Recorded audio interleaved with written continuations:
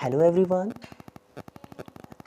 तो स्टूडेंट, आज का जो हमारा टॉपिक है वो है ह्यूमन सेल। स्पेशली ये डिप्लोमा इन फार्मेसी के लिए वीडियो यूज़फुल होने वाली है, पर लेकिन जो भी साइंस स्टूडेंट है उसके लिए यूज़फुल है ही है। तो स्टार्ट करते हैं। आज हमने ह्यूमन सेल की डेफिनेशन जानेंगे, साथ ही साथ टाइप्स जानेंगे, डायग्राम, कंपोनेंट्स विथ फंक्शन। होता क्या है कि बचपन से हम सेल वाला टॉपिक पढ़ते हैं, लेकिन हमें या तो डेफिनेशन याद होगी, उसका डायग्राम याद नहीं होगा, उसके फंक्शन याद नहीं होंगे। तो हम आज एक ही वीडियो में सब कुछ कवर करेंगे। तो स्टार्ट करते हैं। सबसे पहले हम इसकी डेफिनेशन जानेंगे, सेल की डेफिनेशन। तो डेफिनेशन क्या होती है? सेल है, cell is the structural and functional unit of living organism.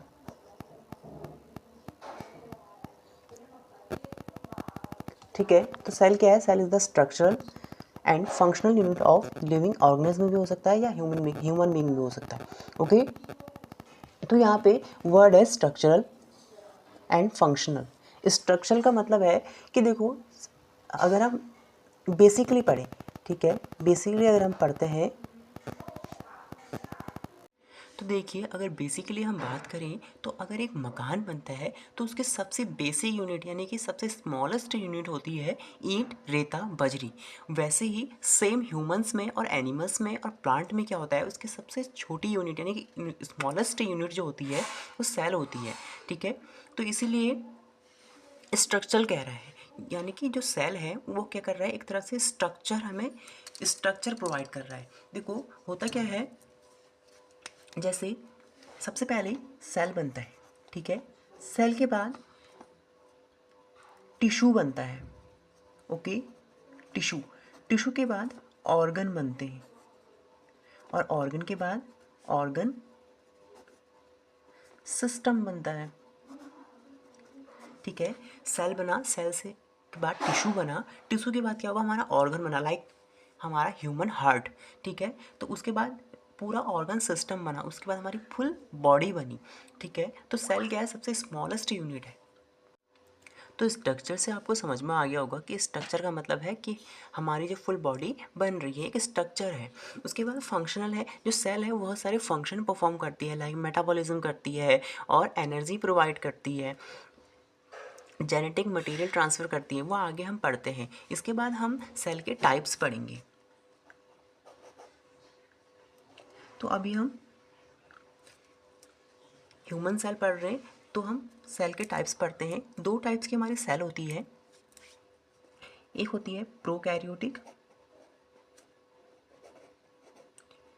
एक होता है यूकैरियोटिक। ओके, प्रोकैरियोटिक और यूकैरियोटिक। प्रोकैरियोटिक में क्या होता है बेटा, बेसिकली हम जानेंगे तो प्रोकैरियोटिक में आपका वेल डेवलप्ड न्यूक्लियस नहीं होता है। कुल मिला के इसमें कोई भी केंद्रक नहीं होता है या ट्रू न्यूक्लियस नहीं होता है। ये हमारा जो प्रोकैरियोटिक है ये बैक्टीरियास में पाया जाता है और यूकैरियोटिक हमारा ह्यूमंस, एनिमल्स और प्लांट में पाया जाता है। ओके, तो इसमें हम प्रोकैरियोटिक में लिखेंगे डू नॉट हैव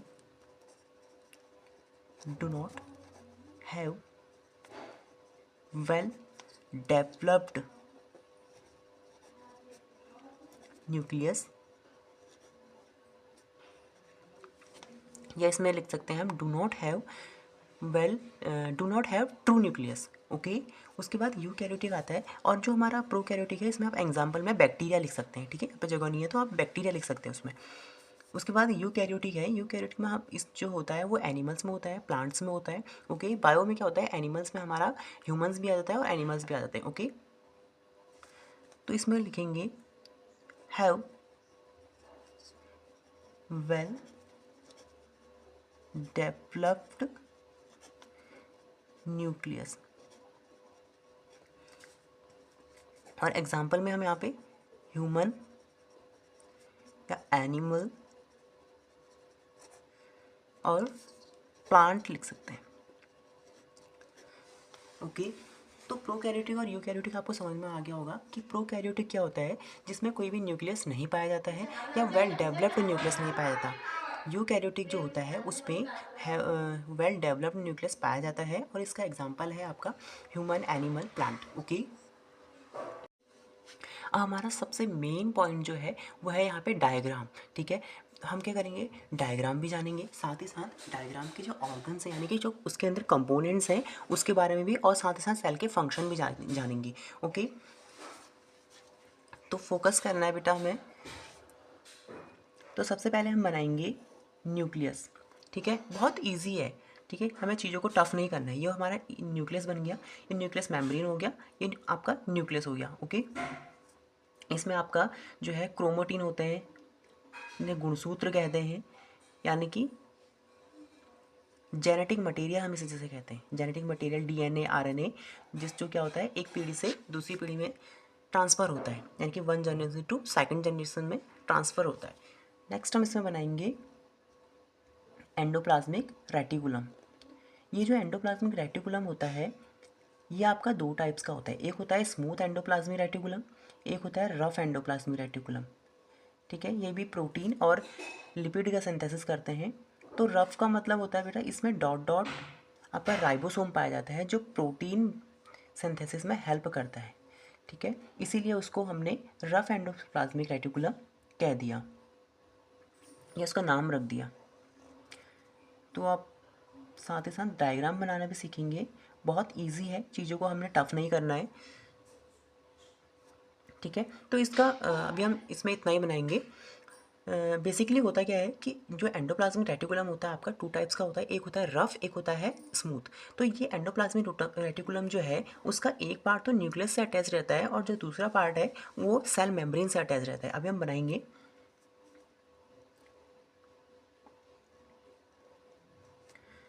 ठीक है, तो रफ को हम जो है रेड पेन से डिनोट कर देते हैं। ये हमारा राइबोसोम बन गया। ओके, और जो रफ एंडोप्लाज्मिक रेटिकुलम होता है आपका वही आपका जो है प्रोटीन का सिंथेसिस करता है, यानी कि जो ये डॉट डॉट है ये राइबोसोम है। अब हम बनाते हैं गोल्जी अपैरेटस।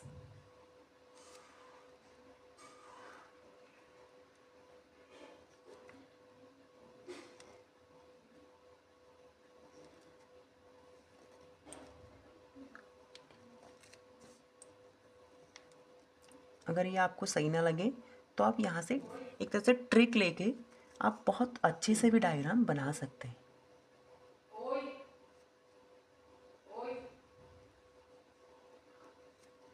देखिए कितनी इजी तरीके से हमारा ये माइटोकॉन्ड्रिया भी बन के रेडी हो गया।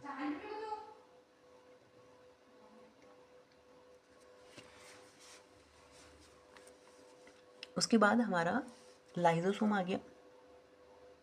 लाइजोसोम जो है आपका वो एक थैली जैसी संरचना होती है। यहाँ पे कुछ सेंट्रोसोम वगैरह बना सकते हैं हम। सेंट्रोसोम जो होता है वो सेल डिवीज़न में हेल्प करता है। बाकी इसमें कुछ डॉट डॉट कर देते हैं, ये होता है आपका साइटोप्लाज्म, यानी कि एक जेल लाइक फ्लूइड जो सेल के अंदर फिल होता है। ओके, तो इतना हमारा रेडी हो गया। ठीक है, उसके बाद हम सेल मेम्ब्रेन बना देंगे। तो ये आपका पूरा सेल का डायग्राम बन गया। देखो कितना बढ़िया बन गया। अगर आप और प्रैक्टिस करेंगे तो और अच्छे से बना सकते हैं। ठीक है, बेसिकली हमारा इतना काफ़ी है, इनफ है। तो हमने क्या करना है, अब इसके नाम रखने हैं। ठीक है, सबसे पहले हम लिखेंगे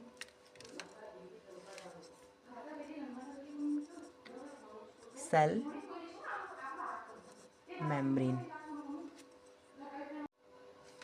सेल मेम्ब्रेन है आपका, तो सेल मेम्ब्रेन का हम फंक्शन भी यहाँ पे जान लेते हैं। सेल मेम्ब्रेन का फंक्शन होता है कि किसी भी जर्म्स को ये सेल के अंदर एंटर करने से रोकती है। ठीक है, प्रिवेंट करती है। उसके बाद नेक्स्ट है हमारा साइटोप्लाज्म।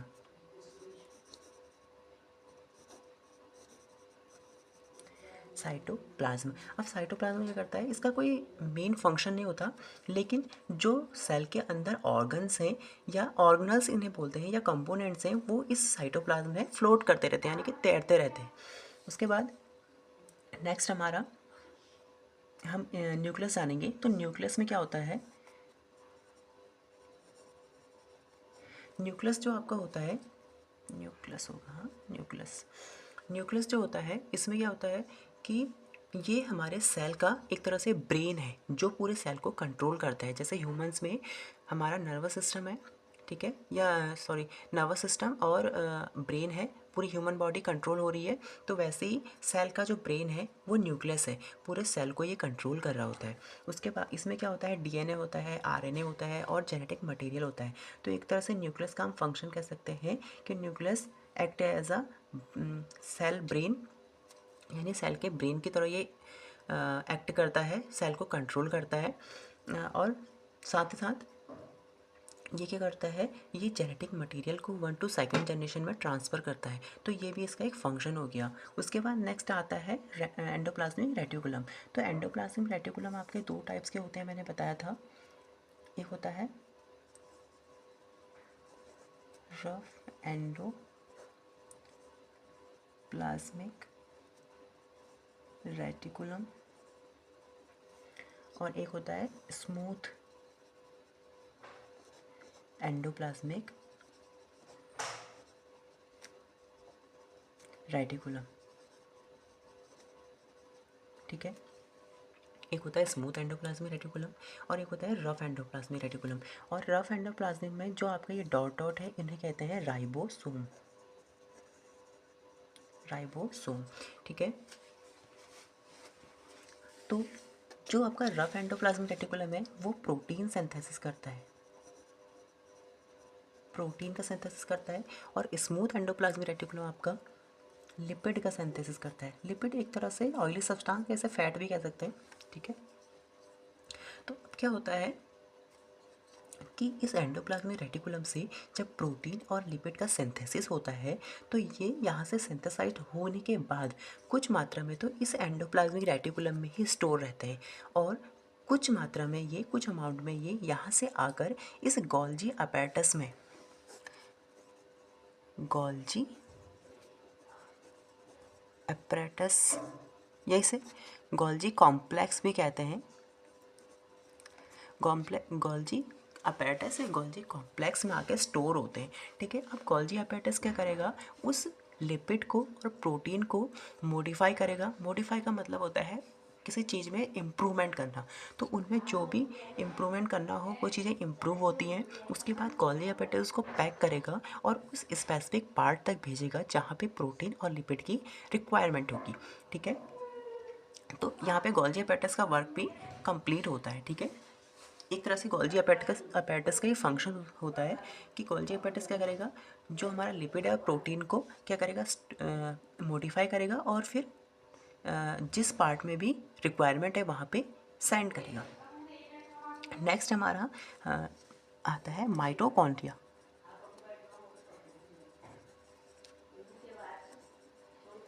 माइटोकॉन्ड्रिया, माइटोकॉन्ड्रिया क्या करता है, ये हमारा एनर्जी बनाता है, ठीक है। माइटोकॉन्ड्रिया क्या करता है, माइटोकॉन्ड्रिया एनर्जी बनाता है, यानी कि एटीपी बनाता है, ठीक है।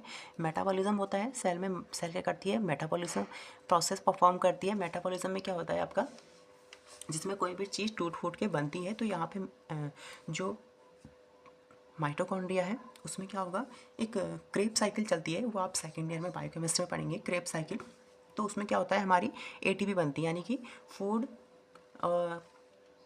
हमारे बॉडी में ग्लाइकोजन के रूप में एक तरह से स्टोर रहता है। तो उसके बाद मेटाबॉलिज्म होता है, मेटाबॉलिज्म से हमें एनर्जी मिलती है, यानी कि कुल मिला के एटीपी बनती है। तो आप हमें डीप नहीं जाना है, बस ये सीखना है कि जो माइटोकॉन्ड्रिया है आपका वो एटीपी बनाता है, एनर्जी बनाता है, ठीक है। तो एक तरह से ये फंक्शन हो गया कि सेल क्या कर रही है, हमें एनर्जी प्रोवाइड कर रही है। उसके बाद लास्ट हमारा बचता है ये लाइजोसोम, लाइजोसोम सोम्स या सोम, ठीक है। लाइजोसोम क्या करेगा, लाइजोसोम को हम सुसाइडल बैग भी कहते हैं, ठीक है, सुसाइडल बैग भी कहते हैं। क्यों कहते हैं? क्योंकि लाइसोसोम क्या करता है, प्रोटेक्ट करता है फ्रॉम बैक्टीरिया। यानी कि अगर कोई भी बैक्टीरिया हमारे सेल के अंदर एंटर होती है तो हमारा लाइसोसोम क्या करेगा, उस बैक्टीरिया को किल करेगा। कभी कभी क्या होता है कि ये उस बैक्टीरिया को इंगल्फ कर लेगा, यानी कि निगल लेगा, अपने अंदर अंदर ले जा लेगा और उस बैक्टीरिया को किल करने के चक्कर में खुद को भी किल कर देगा, यानी खुद को भी ब्रस्ट कर देगा, अपने आप को फाड़ देगा एक तरह से। जब ये फाड़ेगा तो इसके अंदर जो भी एंजाइम वगैरह होते हैं, क्योंकि लाइसोसोम के अंदर क्या होते हैं, कुछ एंजाइम्स होते हैं, वो एंजाइम्स वगैरह जो भी इसके अंदर मटेरियल है वो पूरे सेल में हो जाता है, फिर पूरी सेल भी डैमेज हो जाती है। तो इस वजह से क्या होता है, तो ये इस तरीके से लाइसोसोम क्या करेगा, किसी भी बैक्टीरिया को किल करेगा। तो इसीलिए इसका सुसाइडल बैग भी कहते हैं या आत्मघाती थैला भी कहते हैं, जिससे क्या करता है, ये बैक्टीरिया को किल करने के चक्कर में खुद को भी ब्रस्ट कर देता है। ठीक है, तो इसके फंक्शन है। तो यहाँ पे हमने जितने भी कंपोनेंट्स हैं उनके फंक्शन तो जाने, साथ ही साथ हमने सेल के फंक्शन भी जाने। तो सेल क्या कर रही है, एक तरह से एनर्जी प्रोवाइड कर रही है, और क्या कर रही है, सेल मेटाबॉलिज्म प्रोसेस परफॉर्म कर रही है, जिसमें क्या हो रहा है, हमें एनर्जी मिल रही है।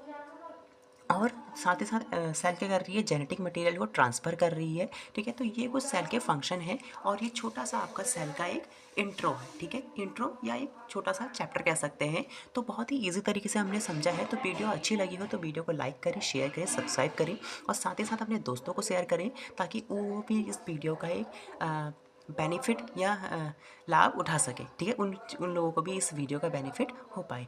और साथ ही साथ एक कमेंट जरूर करें, उस कमेंट पे आप अपना एक रिव्यू शेयर कर सकते हैं कि आपको वीडियो कैसे लगी। Thank you so much.